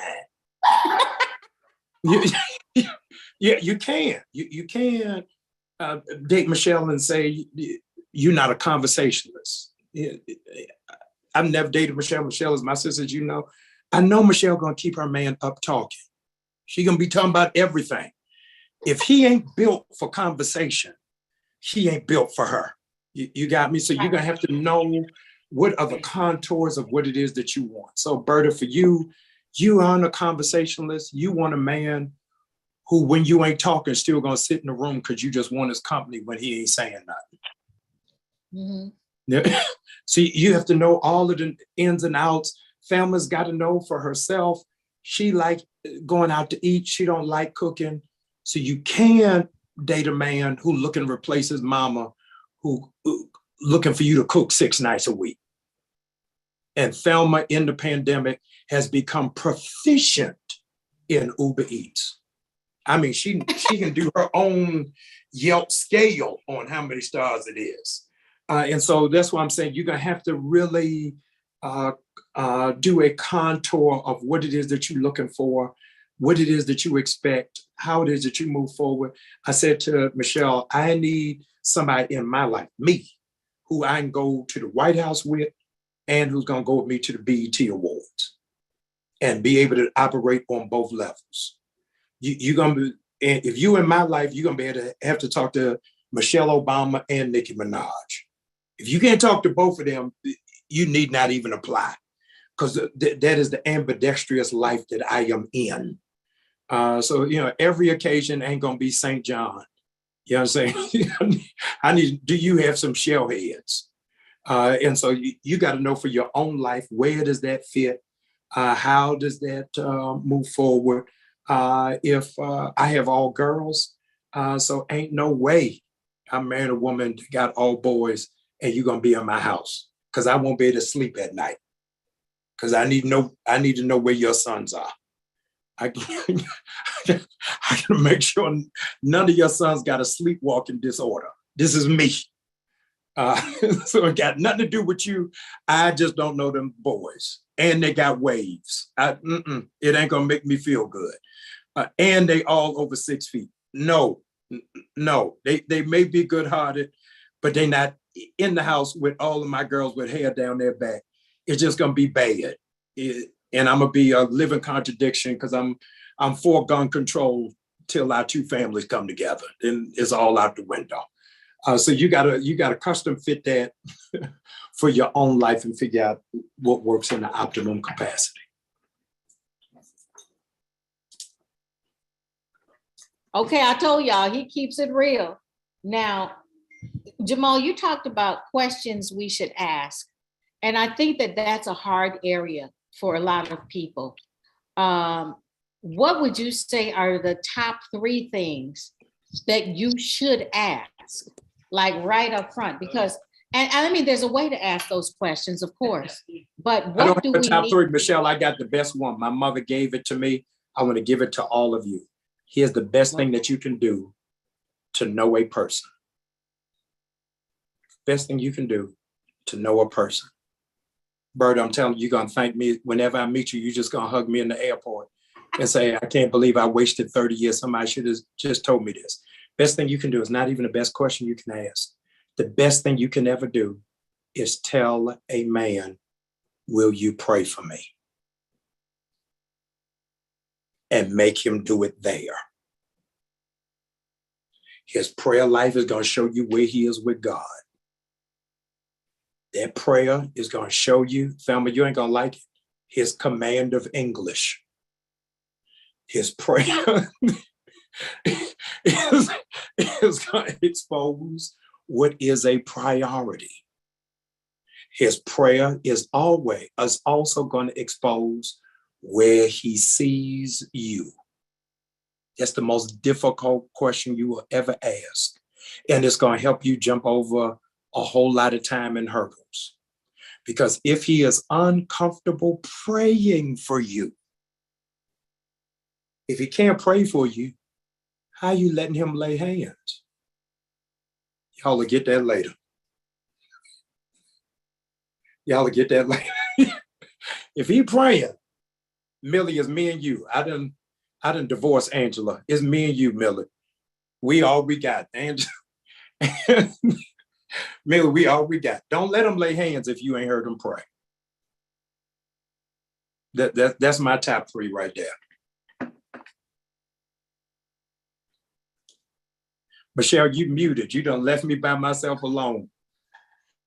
That's because I was screaming. But you know what? That's good. I have never heard that, but that is so true. A person's prayer life reveals so much about them. I keep muting because my dogs are having a field day in my living room as well. Hey, guys, cut it out. But, I mean, this is serious because women don't like to ask questions. They like to go with the flow, hope the guy falls in love with them, and then find stuff out later. And it's really backwards. You jump in the pool before looking to see if there's water, you can hurt yourself. And let me now answer the question. The prayer was a bonus track. Let me give you my 3. Okay. Number one, ask them, what did they do wrong in the last relationship? Because a man was quick on, she crazy. They are quick, I had to get rid of her. Tell me what you did wrong. Yeah. Number 2, ask that man, what dating advice would you give your daughter if they were dating you? Because then you got to hold them to that standard. If it's good enough for your daughter, it's good enough for me.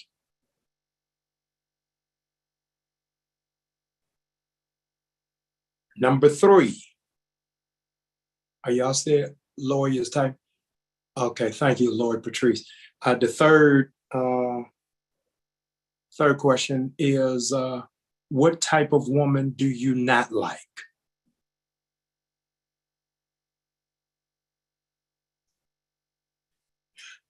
And ask them to give you their top 5, because they don't really know you yet to know where you are laced in those. So they're gonna mess around and expose you. I don't like a woman that talk too much. I don't like a woman that's always going out with her friends. I don't like a woman who want to stay in the house. Well, you like to stay in the house. I don't like a woman that's always going out. You like to go out. So ask him those kind of things. It's going to save you a whole lot of time, a whole lot of energy, a whole lot of effort. And do a challenge of a date where in this early stages that you want to have a conversation about them that has nothing to do with what they do. Because the overwhelming majority of men have never been to therapy. So when they open up, you don't even know what rabbit hole you get ready to go down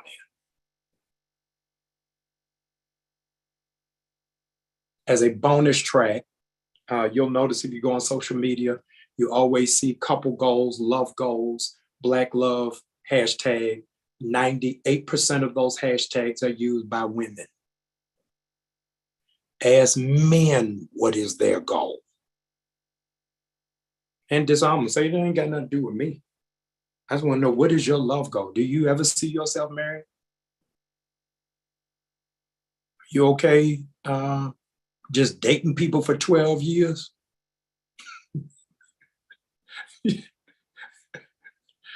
Yeah, ask again, y'all, these are grown-up questions. What do you think?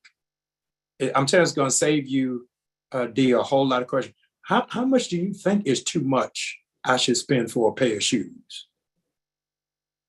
It's going to let you know what his mind frame is. How much you think is too much on a dress? Yeah, I mean, you're putting that on you, so he is disarmed into not thinking you trying to count his money. But to answer that question will give you a whole lot. Because it's going to say, has he ever bought a dress for a woman before? And it's going to show you what kind of woman he was with before. Yeah. Yeah, so if he thinks 700 ain't too much and you wear $350 shoes, you just got on the escalator. You about to come up. You you better get out of Zappos and come on now. Don't figure out where you going next now that you know what the scale is. You know, too, and Jamal, I know that a lot of women have issues with men who don't they don't come up with the stuff. So a lot of women feel like they have to come up with the stuff all the time. You know, Yes. How do you inspire that in a guy? Oh, someone else has another question. Ask him, should women propose marriage to a man on No, one knee? no. Emphatically no. No, you have just donated all of your power in the relationship. Whoa. You have bequeathed everything. You have given the man the remote control. Mm. Yeah, because what you were saying is, I have no expectation of you acting like a man. Mm. Mm. I would do all the difficult stuff for you. Mm. Yeah. So, okay, because I'm watching a situation where a woman is really doing all the pursuing in the relationship.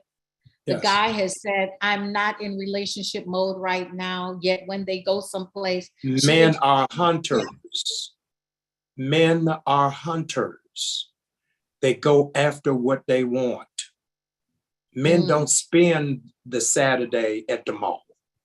They're going straight to Foot Locker. They know what Nikes they want. They know the color they want. They getting that and they walking out the mall. They're not milling around. They're not hanging out. They know what they want. Mm-hmm. So when you have to pursue, you are auditioning for a role that you haven't read the script for. You know, I tell the story. I went to Whitney Houston's funeral in New Jersey. Mm-hmm. And Marvin Winans gave a eulogy that day. And Kevin Costner gave moments of reflection. And he said, Michelle, that he brought Whitney Houston in to read for the Preacher's Wife movie with Courtney Vance. She had never done a movie before. They brought her out into the room to audition. She got nauseous and ran out of the room and threw up. When the trailer said she needed a minute. They gave a minute, they called a break for an hour, came back. Whitney Houston came out, froze, forgot all her lines, said, can I have a minute? Kevin Costner gave a break, she went back in the trailer. Kevin Costner went in the trailer, said, Whitney, can I have a room? I just want to talk to you alone. Whitney said, yes. She asked everybody to leave. She says to Kevin Costner, true story, y'all look it up on YouTube. Kevin Costner speaking at Whitney Houston's funeral. He said to her, Whitney, you are blowing it. You already have the role. I just needed you to show up. This is perfunctory. So you have to understand when a man knows who you are, don't matter what your past, don't matter what your experience, don't matter what it is you did, when he has decided what role he wants you to have in his life, you don't have to audition. Yeah, so I know you don't propose nothing except where you want to go eat and where you want to vacation. I love that. Okay, there's one last question we're going to take. Do you think that there are preordained relationships? Now, when I ask you that, I want to ask you, When do people over spiritualize this? Because, well, I'm not going to answer the question. You go ahead. Yes. There are preordained, I need y'all to hear this, and it's getting ready to confound your whole theological basis. There are preordained relationships that God ordained, and there are relationships the devil orchestrated. Both God and the enemy will send people into your life. It is up to your discernment to gauge who sent them. And so a lot of times when it is clear, we turn off our gift of discernment. My mother gave me an analogy years ago that I give to you all today. She said, God always gives you 2 exits before you run out of gas. You just decide to keep driving. So you look back over the Rolodex of your relationship, there were 2 times when you saw, oh, this Negro crazy. Oh, ain't no way in the world I can do this. But you just kept on driving. And so as much as you believe in that God factor, you have to trust your discernment.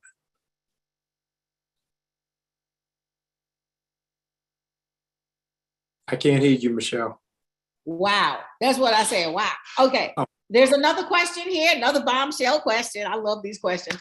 What are your thoughts about men who say seasoned women are too old to believe in no sex before marriage? Then that is not a seasoned man. Yeah, and that's not a seasoned man. That's a teenager. Yeah, what you look like fighting off a 58-year-old? Go home. No, really, maturity. There are, my friend Jeff Johnson says that there are old people and there are seniors. Seniors are people who have wisdom, who have experience, who have grace. There are old people who have just lived through time. Yeah, and so you have to make sure that the people who you're around are not old enough, but are they seasoned enough? Wow. Woo! Well, ladies, I think that as I promised, my little brother was going to be real, keep it real, tell you the truth. You know, no chaser, just straight up. Jamal, thank you so much. Thank you. Happy birthday to you. I love you so much. I love you back. Where are you? I'm in Ghana, but I'm on a plane tonight and I will be in the States. So I will call you when I get there. I'm trying to get down to Atlanta because I want to go see Earth, Wind and Fire and Carlos Santana. When? I think it's August 23rd. So that's like my birthday gift to me. I'm trying to get that hook up. I've called Philip and said, hey, bro, I need to come to this concert. But yeah, so I'll probably see you when I come down. I look forward. Love all of you. Thank you so very much for your time. I appreciate you. And Jermaine and Kruma having my back. That's the only brother with me today. Thank you all. Thank you. Everyone is giving you love in the chat. Thank you very much. God bless you. God bless you. Powerful class. Management. Remember that, ladies. Management. Okay. Woo, that was good. That was good stuff. I will be sending those notes out to you. So make sure that you open your newsletters. I know when you haven't opened them because I get a report on how many people clicked open the newsletter. Okay. So I'm coming for you if you don't open your newsletter. Okay. Help my ratings to go up. Just open it. Even if you don't want to read the whole thing, just open it. Okay. Daya, back to you with announcements. How was that for you, ladies? Did you enjoy the class today? Did you get anything out of it? What was your top point? What was your takeaway from today? Put it in the chat for me. I want to know what stood out for you. The word management stood out for me. that I get to decide how the game should go and allow the other person to feel like it's their idea, but to be very clear about what my goal is or what my end game should look like. That was awesome.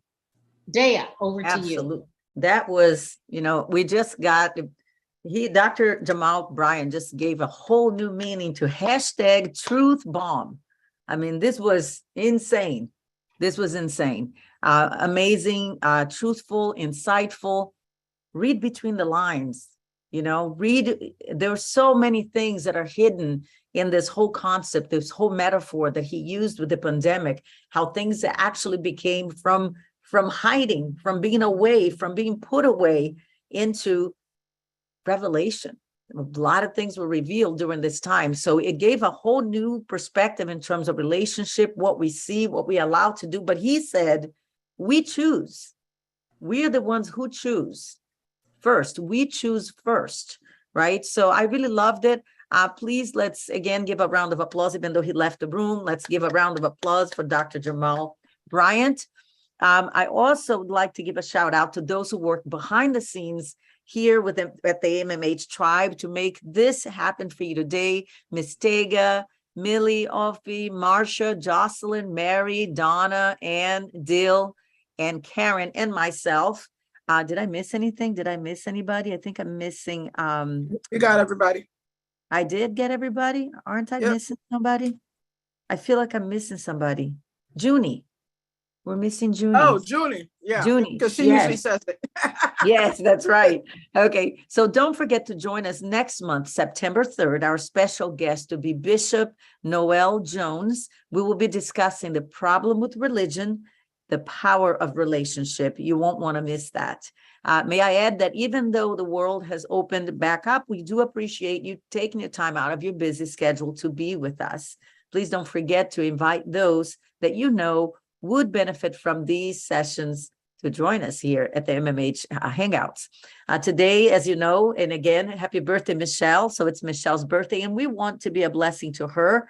If you have been blessed by her ministry today, it is a good day to show your appreciation. Please give generously to help us continue to do what we do for you. You can give through Cash App at MMH Ministries or Zelle or PayPal at admin@michellehammond.com or the donate button on Michelle's website, www.michellehammond.com. Hold on, my screen just got clear here. Hold on. I need to minimize my screen. Okay. So again, the website is www.michellehammond.com. If you would like to sponsor Michelle's music ministry also, you can use the same links, but please put a note, quote, between quotes, relevance, so that we know what you're donating for. Your support for this worship and mentorship ministry will be appreciated. For those who need prayer, you can leave your prayer needs in the chat and we'll pray for you. And thank you so much again for joining today. We're so happy that you got to witness such a powerful testimony in terms of perspective about relationships. And we hope you have a great day. And we'll see you in September. September, right? Yeah, in September 3rd. So thank you so much for joining. Back to you, Michelle. Actually, I'm gonna jump in. I'm gonna jump in before we go back to Michelle. Okay. So, Taker, can you take her? There you go. I need to see the peoples. So, we got to do a little something for Michelle's birthday. Got to do a little something. Got to add a little surprise element and stuff to the birthday. Oh my God. To the queen. So, all right. This is going to be one of the few times that everybody's unmuted. So go ahead, everybody, and unmute yourself because we're going to sing happy birthday. Zoom birthday. Singing happy birthdays are always fun because, because everybody sounds crazy. But it's okay. So everybody unmute yourself. Wait, hold on. Make sure that you guys can unmute yourselves. Oh, before that, Millie, Yep. I just have to show you, a friend of mine came by while we were doing our Zoom, and look at this. Is this just the most gorgeous cake? Yeah, I Wow, look at know that. that a friend bought that cake. That's why we're singing happy birthday. And you're Look gonna at blow out that. Yummy. Come and say hi. He's saying, "Oh my God!" You see, I got real men in my life, baby. I mean, he showed up with that cake and that champagne. Okay? Brag on, birthday lady. Brag on. He's hiding. But isn't that just the most precious thing? This cake is gorgeous. Thank you, Coach O. I just love you so much. Beautiful. Hey, Tega, can you unmute everybody? Everybody on mute. I want to hear you. I want to hear you. Wait, Tega's gotta allow everybody to unmute themselves. Let me know when it's done, Tega. Hold on. Okay, I think everybody can do it now. Yeah. Okay, cool. Awesome. All right, everybody's unmuted. All right. Wait. Hi, Jermaine. Great to have you with us. Do you Hi, have this is my first time. This is great. Thank you. You have to come back again. Bishop Noel I Jones. definitely will. I'm in Texas now, and I'd like to take a quick minute to thank everybody for joining you. You and I have done things in Ghana, and I'm happy to be here. And happy birthday. Thank you. All right, Thank you so ready? much. On the count of three. 1, 2, 3. Happy birthday to you. Happy birthday to you. Happy Okay, this is pretty good. Happy birthday, Michelle. Happy birthday to you. Thank you so much. Thank you so much. Now, everybody mute yourselves again. Please mute yourselves again. So we've asked a few people to share.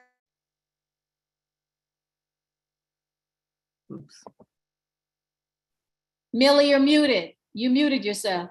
Okay. So we've asked a few people to share a few words. And so I've already asked those people so they know that they're sharing. So just keep it to 2 to 3 minutes, those that I've asked to share. And so I'm going to start with Joanne. So Joanne, go ahead and unmute yourself. Can you unmute yourself? Oh, all right, there you go. Can you hear me? Yep, go ahead. Okay.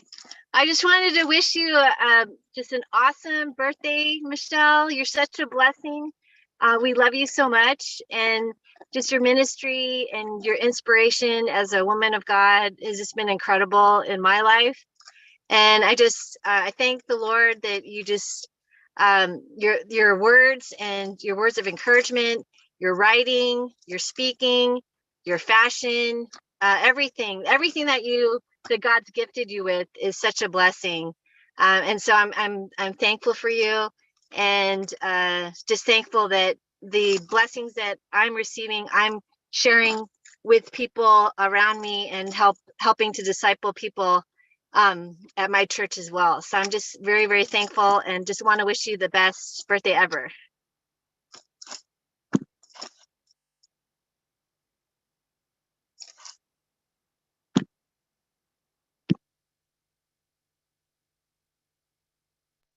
Thank you so much, Joanne. I love you guys. Awesome. Thank you, Joanne. All right, next I'm going to go to Toyin. So Toyin, go ahead and unmute yourself. There you go.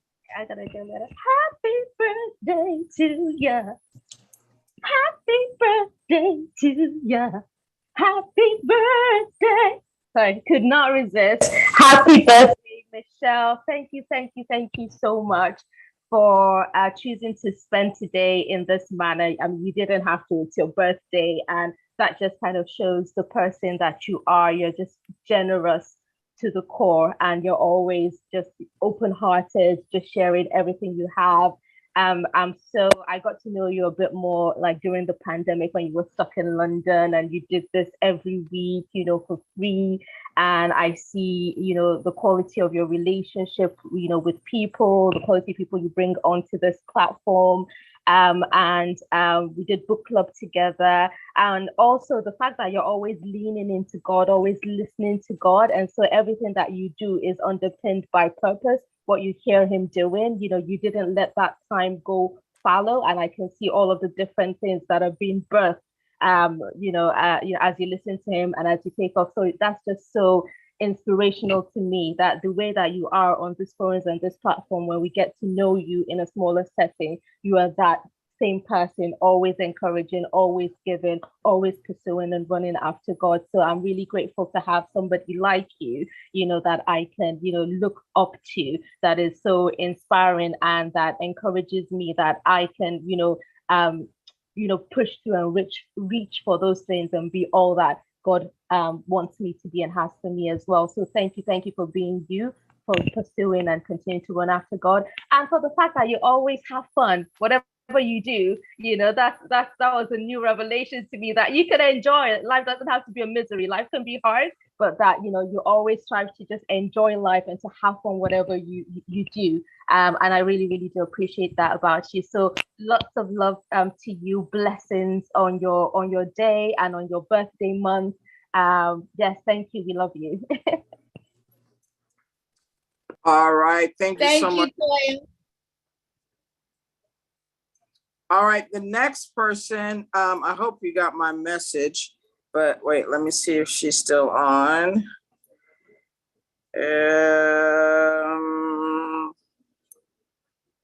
Okay, she might not be on anymore. I was gonna have Terry share, but it looks like she's gone, not on. Yeah, Terry on. Okay, that's fine. All right. Well, we don't want to keep you. So thank you so much, everybody, for joining us today. Again, so generously to Michelle for her milestone 65th birthday. Clearly, she's not retiring. Clearly, she's still working. So, but yeah, go ahead and bless her the way that you see fit. All right. So we'll see you next week. Elders, please stay on afterwards. But everybody else, we'll see you next month. All righty. Bye.